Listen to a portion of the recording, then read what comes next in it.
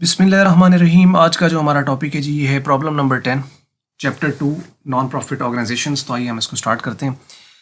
यहाँ बात कर रहा है जी कि the following was the receipts and payment account of model town literary society for the year ending 31 दिसंबर 2016। डेट हमें पता चल गई, उसके अलावा रसीट एंड पेमेंट अकाउंट हमें दिया गया है और ऑर्गेनाइजेशन का नाम पता चल गया, मॉडल टाउन लिटरेरी सोसाइटी।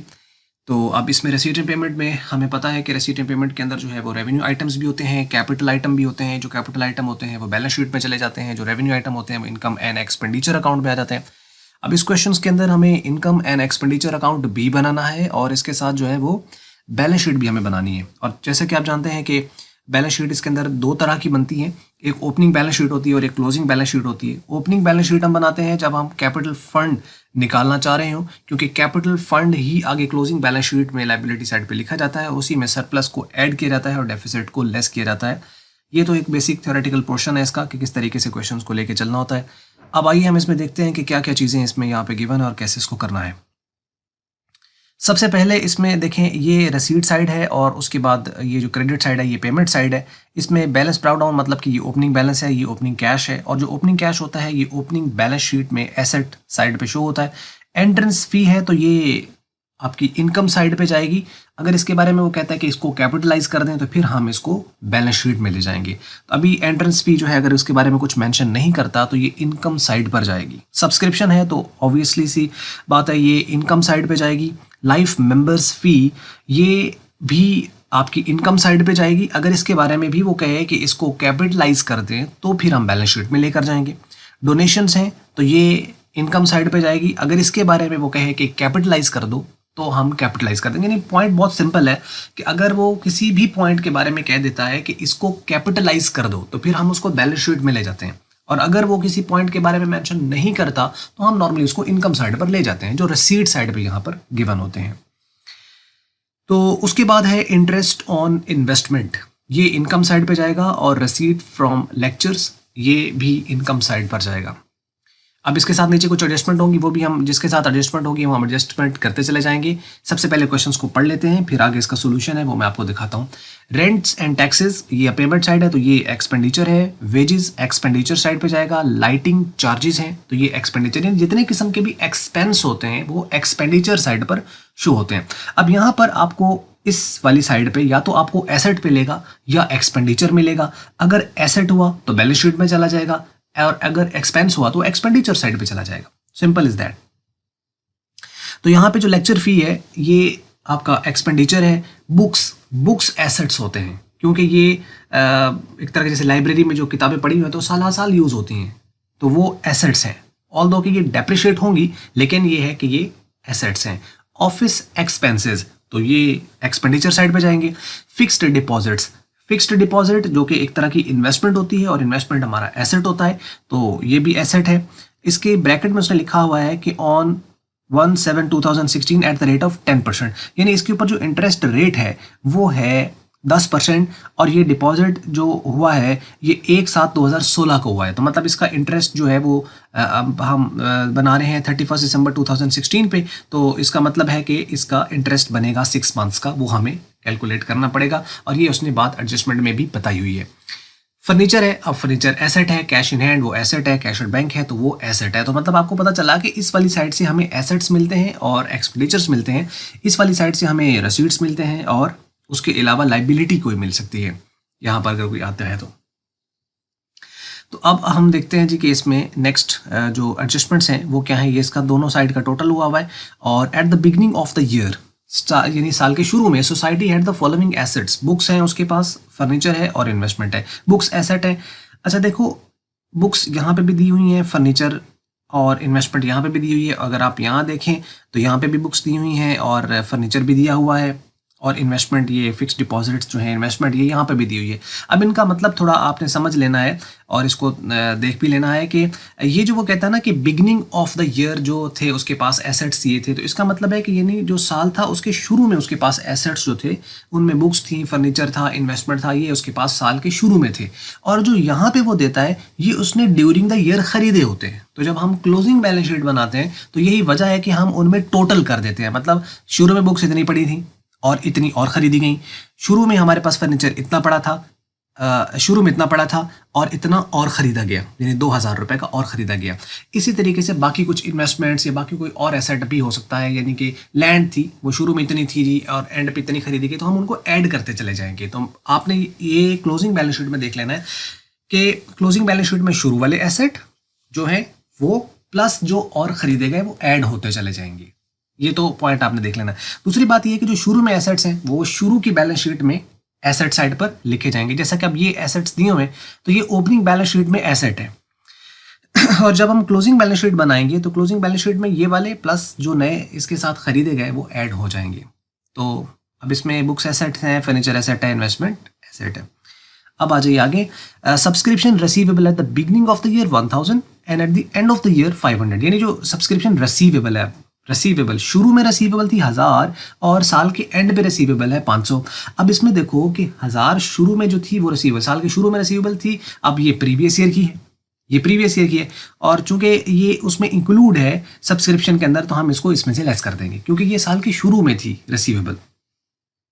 और ये एसेट साइड पे भी लिखी जाएगी ओपनिंग बैलेंस शीट में, क्योंकि साल के शुरू में रिसीवेबल थी, मतलब रिसीवेबल एसेट होता है, तो जो बिगिनिंग का रिसीवेबल है वो ओपनिंग बैलेंस शीट का एसेट है और इसी तरीके से जो एंड पे रिसीवेबल है वो क्लोजिंग बैलेंस शीट का एसेट है।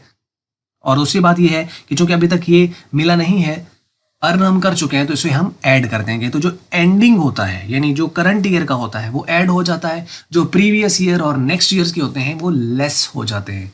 तो चूंकि ये रिसीवेबल है तो जो शुरू वाला है वो ओपनिंग बैलेंस शीट का एसेट और जो एंड वाला है वो क्लोजिंग बैलेंस शीट का एसेट आएगा। उम्मीद है कि आपको ये बात समझ लगी होगी, वरना आप फिर उसको थोड़ा सा बैक करके आप इसको दोबारा से बात को सुन सकते हैं। Rent was outstanding for 6 months, जो रेंट है वो आउटस्टैंडिंग है फॉर 6 मंथ। 6 मंथ का जो रेंट है वो आउटस्टैंडिंग है और ₹500 both at the beginning and at the end of the year, यानी साल के शुरू में भी और साल के आखिर में भी रेंट आउटस्टैंडिंग, मतलब ये पेबल है।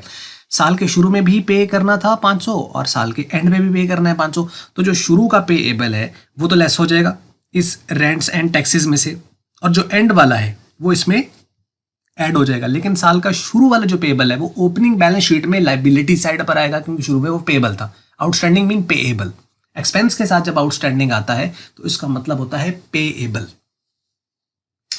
तो इसी तरीके से जो एंड पे पेएबल है वो क्लोजिंग बैलेंस शीट में एसेट लायबिलिटी साइड पर आ जाएगा, जो एंडिंग है वो लायबिलिटी साइड पर आएगा, आखिर वाला जो है 500। उसके बाद है capitalise entrance fee and life member fee. जो लाइफ मेंबर फी है और जो एंट्रेंस फी है, एंट्रेंस फी अगर आप देखें तो ये वाली है, ये इसको कैपिटलाइज कर देना, मतलब इसको हम इनकम साइड में नहीं लिखेंगे, इसको हम बैलेंस शीट में ले जाएंगे। और जिन्हें कैपिटलाइज करना होता है वो क्लोजिंग में जाती हैं, ओपनिंग में नहीं जाती। ओपनिंग में सिर्फ ओपनिंग एसेट और ओपनिंग लायबिलिटीज होती हैं और एडजस्टमेंट वगैरह कोई भी नहीं होती है। क्लोजिंग की जितनी एडजस्टमेंट्स होती हैं, जैसे कोई डेप्रिसिएशन लेना है या कोई चीज़ ऐड करनी है तो वो लेस करनी है, तो वो क्लोजिंग के साथ होती है। ओपनिंग में simple opening asset, opening liabilities, उनका डिफरेंस कैपिटल फंड, बस ओपनिंग बैलेंस शीट इतनी सी है। क्लोजिंग बैलेंस शीट जब हम बनाते हैं तो उसके अंदर हमें कुछ एडजस्टमेंट करनी होती है, कुछ ऐड करना होता है, कुछ लेस करना होता है, उसके अकॉर्डिंगली हम इसको निकालते हैं। तो जो चीज़ें कैपिटलाइज करनी होगी वो भी क्लोजिंग में जाएंगी, ओपनिंग में नहीं। तो यानी ओपनिंग बैलेंस शीट से कैपिटल फंड निकलेगा, उसे हम क्लोजिंग में लिखेंगे और उनमें हम ये इंटरेस्ट फीस भी ऐड कर देंगे और लाइफ मेंबर्स फी जो है ये भी हम ऐड कर देंगे, यानी इनको कैपिटलाइज कर देंगे। अच्छा जी, उसके बाद हम चलते हैं नेक्स्ट की तरफ। तो वो कहता है depreciate ₹300 on the furniture and 100 on the books, यानी जो फर्नीचर है उसके ऊपर आप 300 डेप्रिशिएट कर दो। तो अब देखो क्लोजिंग बैलेंस शीट के साथ एडजस्टमेंट करेंगे, ओपनिंग के साथ नहीं करेंगे। एडजस्टमेंट जो है वो क्लोजिंग के साथ होती है। तो डेप्रिशिएट जो होगा वो 300 आपने फर्नीचर में से लेस कर देना है, 100 आपने बुक्स में से लेस कर देना है।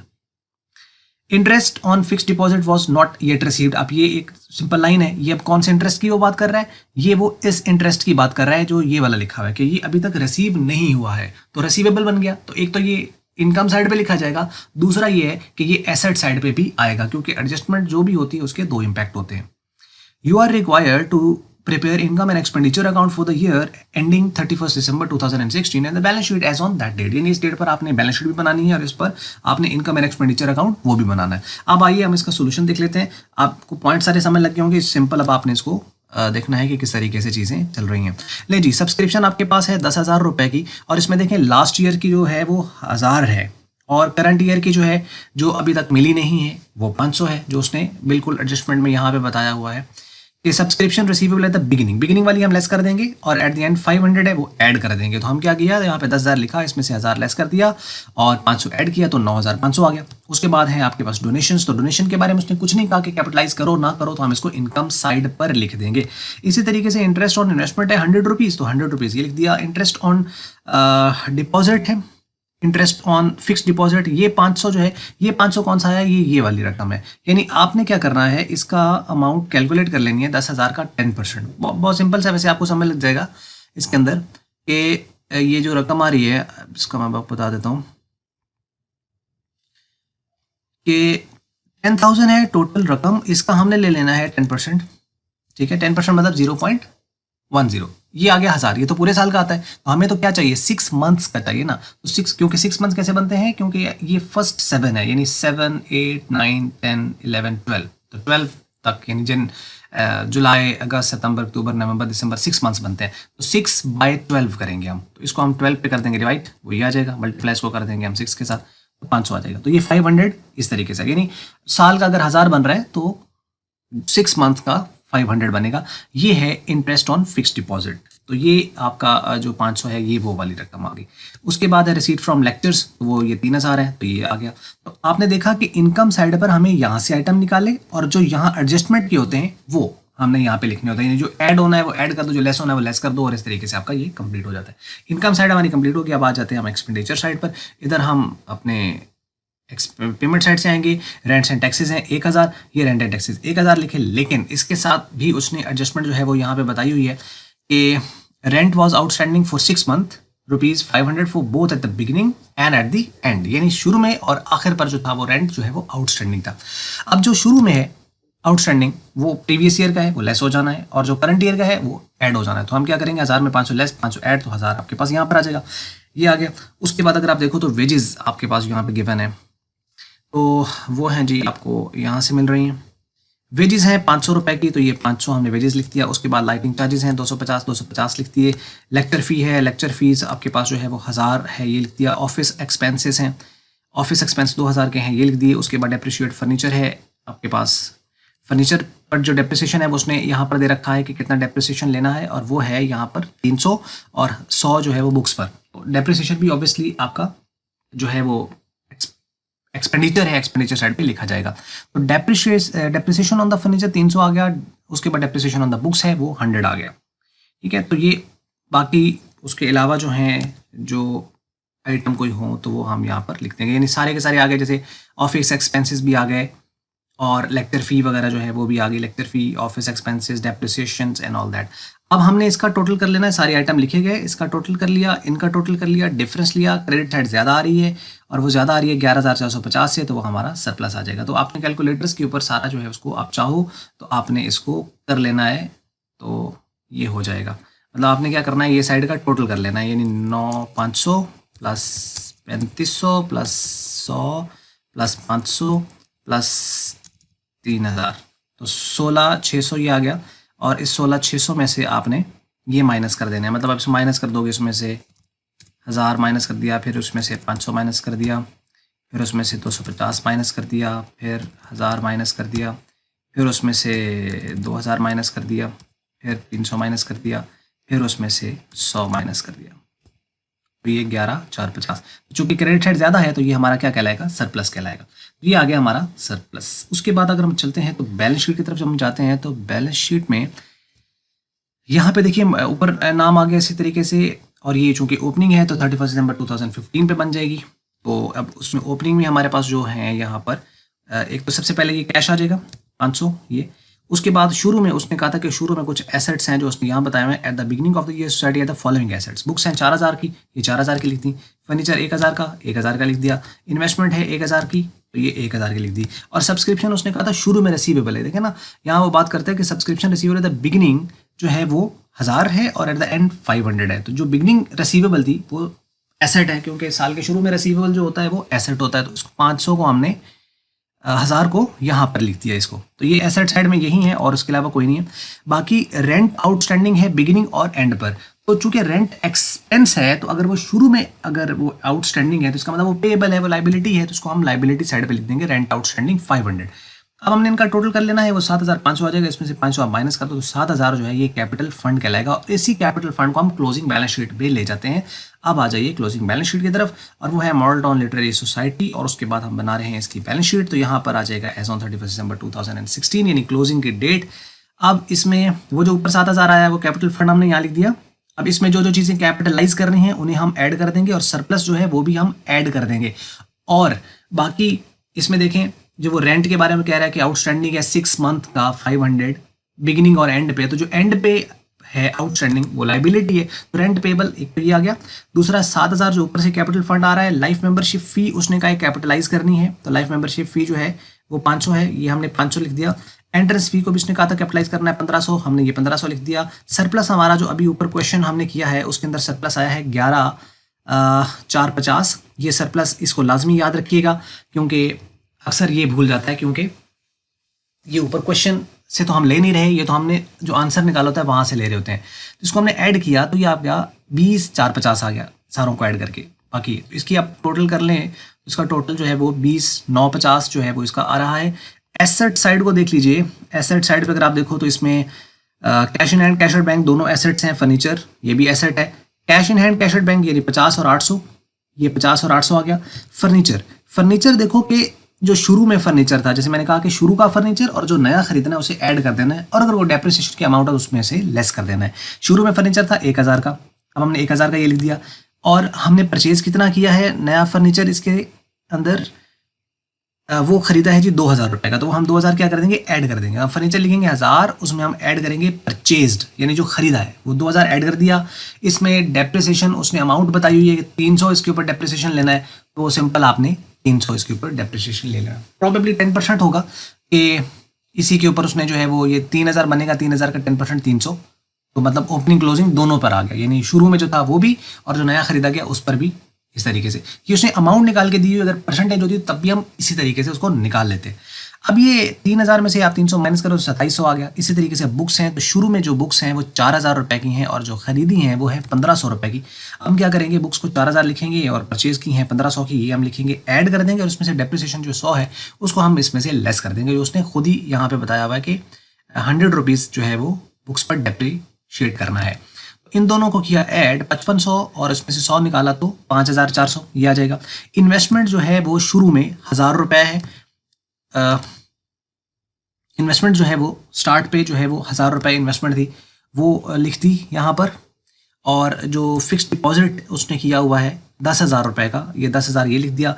और उसके अलावा सब्सक्रिप्शन जो रिसीवेबल है एंड के ऊपर, ठीक है, शुरू की ओपनिंग में चलेगी, जो एंड पे रिसीवेबल है वो एंडिंग में एसेट है, क्योंकि सब्सक्रिप्शन रिसीवेबल है ना, at the beginning and at the end. जो बिगिनिंग है वो ओपनिंग में चलेगी, जो एंडिंग है वो क्लोजिंग में आ गई 500, तो ये 500 हमने यहाँ पे लिख दिया। इंटरेस्ट ऑन फिक्स्ड डिपॉजिट, जो फिक्स्ड डिपॉजिट पर इंटरेस्ट अभी हमने कैलकुलेट किया था इसके ऊपर, वो 500 आया था, वो भी एसेट है क्योंकि वो अभी तक मिला नहीं है, ये रिसीवेबल है। अभी हमें कैसे पता चल रिसीवेबल है, क्योंकि इसके बारे में उसने कुछ भी मेंशन नहीं किया है कि ये रिसीव हुआ है, या इस तरफ रिसीट साइड पे नहीं आ रहा है। दूसरा वो यहाँ पर बता रहा है कि इसका interest on fixed deposit was not yet received, अभी तक रिसीव नहीं हुआ, तो रिसीवेबल बन गया। तो जो रिसीवेबल होते हैं वो एसेट होते हैं, तो 500 ये आ गया। इनका भी हम टोटल करें तो ये 20,950 दोनों साइड्स आपकी जो है वो इक्वल आ जाती हैं, और यहाँ पर आपका क्वेश्चन जो है वो एंड हो जाता है। नहीं जी, ये वीडियो थी, और उम्मीद है आपको समझ लगी होगी। अगर आपको मल्टीपीडिया की वीडियो अच्छी लगी उसको अप्लाई कर लो, शेयर कर लो दूसरों के साथ। अगर आपको अच्छी नहीं लगी इसको आप कर देना डिसलाइक, और वीडियो देखने का शुक्रिया।